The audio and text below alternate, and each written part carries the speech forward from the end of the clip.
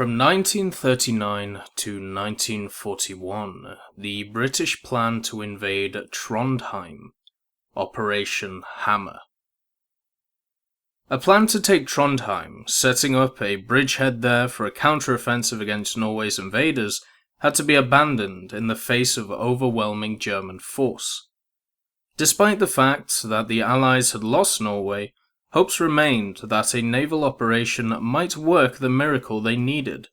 The Altmark incident had been a bit of rare good news. The practicalities apart, it was natural that the authorities should think in terms of a seaborne assault. Trondheim was the obvious target. Deep and sheltered, the Trondheim's fjord also extended far enough inland to cut a long, thin country almost in half. Even now, the greatest concentration of German forces was in the south.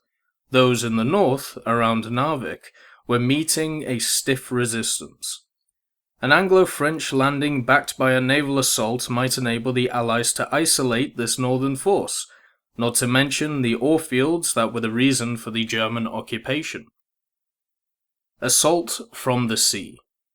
From the moment when Trondheim had been taken on the 9th of April, the MP and retired Admiral Sir Roger Keyes had been badgering Churchill about the importance of retaking the city, even offering to command an assault, using any old vessels the Navy might be able to rustle up.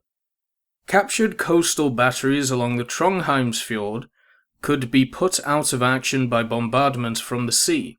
Churchill, always up for an operation with a suggestion of improbability and daring, appeared to be enthusiastic about Keyes' plan. Questionable. And yet, as the days went by, there was a continuing vagueness about the naval component of this operation, which is thrown into relief by the crispness of General Adrian Carton de Wyatt's communication. Capture of Trondheim considered essential. Plan proposed is as follows. Intend landing 600 Marines at Andalnes, not Ailsund, 17th of April, to be reinforced, if possible, at earliest opportunity. Propose you should exploit from Namsos, while force from Andalnes will also threaten Trondheim in conjunction with Norwegian forces. Meanwhile, combined operation for direct attack on Trondheim will be developed to take advantage of your pressure. That question mark is eloquent, though the reality is that this is pretty much as close as we get to a description of Hammer, at least in the first instance. Carton de Wyatt's landings, supposed to be subsidiary to the main seaborne event, ended up going ahead on their own as the operation sickled to a hammer that had been quietly dropped. Moving on. In fairness, the apparent indecision has to be seen in the context of a fluid and fast-developing situation.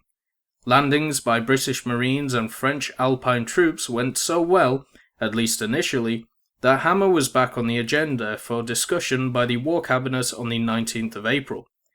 This revised operation, the memorandum shows, was to involve a beefed-up land attack, whilst His Majesty's ships were to attack the coastal gun emplacements, feinting at an all-out assault but really just imposing a long-term blockade. In the event, this hammer too was returned to the toolbox, while sickle became bogged down, the Allied troops evacuated as attention turned to France.